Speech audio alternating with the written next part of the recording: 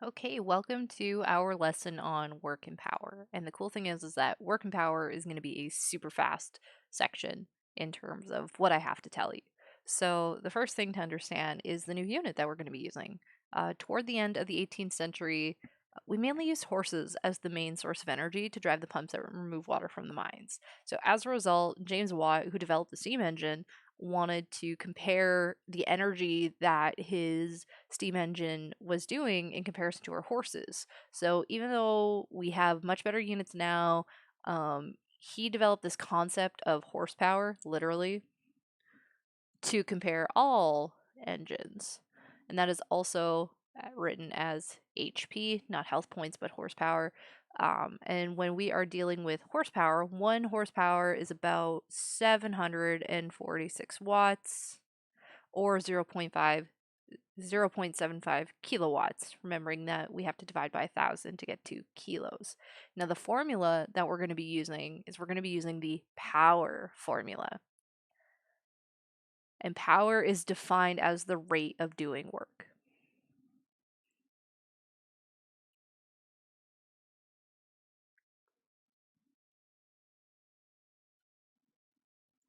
Which makes a lot of sense when we look at the formula. The formula is power is equal to work over the change in time, so the rate of work over time, or power is equal to the change of energy over the change in time, which also makes sense because work is energy. And now our unit of power, which is our watt, is because of James Watt.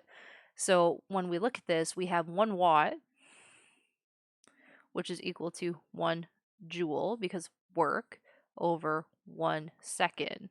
So it's really 1 joule per second. And then you could even change your joule to your kilogram newton meters squared seconds. But that's really all you need to know about the formula, is that how it relates to work, how it is the rate of doing work, and our new unit that we're going to be dealing with. The next thing that I want to tell you about is our efficiency. So efficiency is a concept that is going to be defined in terms of energy or power. And the formula for that is super simple. It is equal to the energy out over the energy in, or the power out, so the pout, over the pin.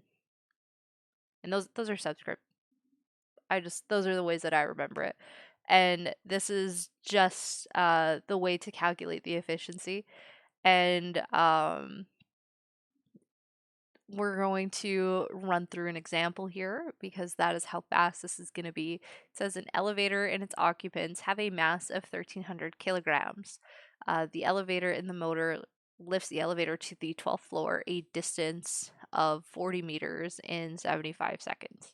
What is the power output of the elevator? So first things first, let's sketch this out. Should always have a good sketch when we do things. And then we have our little elevator down here, which is 1,300 kilos. Then what else we have? We have mass, we have 40 meters, we have our height change, we have our gravity, and we have our, we do have a generation of work. So let's think of this. We need to find the power output of the elevator. So we're just trying to find the power. So power is equal to the change in energy. In this case, it's energy potential over the change in time, which gives us mg delta h over t. So then we plug in all of our values, 1.300 times 10 to the 3 kilograms multiplied by gravity multiplied by our change in height, all divided by our time, which was 75 seconds. then that gives us 6.80 times 10 to the 3 watts. And then when I want to find my efficiency, so the motor must generate 94 kilowatts of power to do the specified work. This is in watts, this is in kilowatts. I can change this to watts really easy though, if I multiply it by 1,000.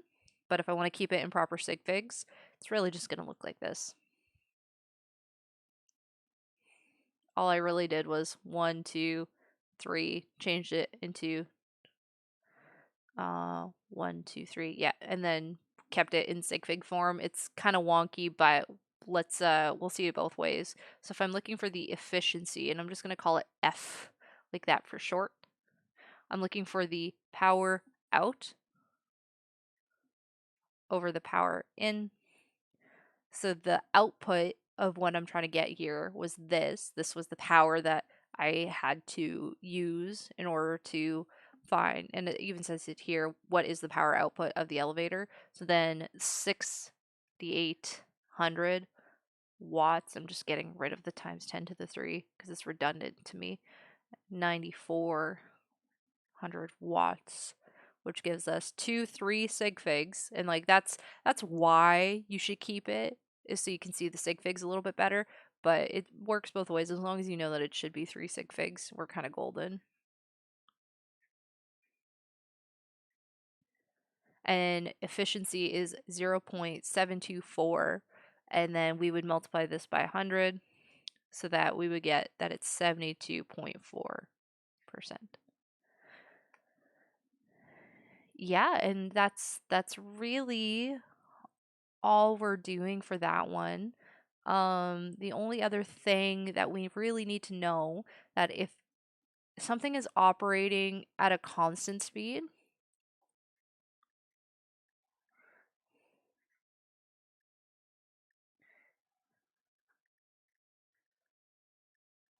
force are constant, our formula kind of changes to look like this. Power is equal to force multiplied by the average velocity, which will be helpful if you look at page 328 and look over the practice problems there. But past that, I think you guys should be good to go. If you need more help with this, please let me know. And yeah, good luck.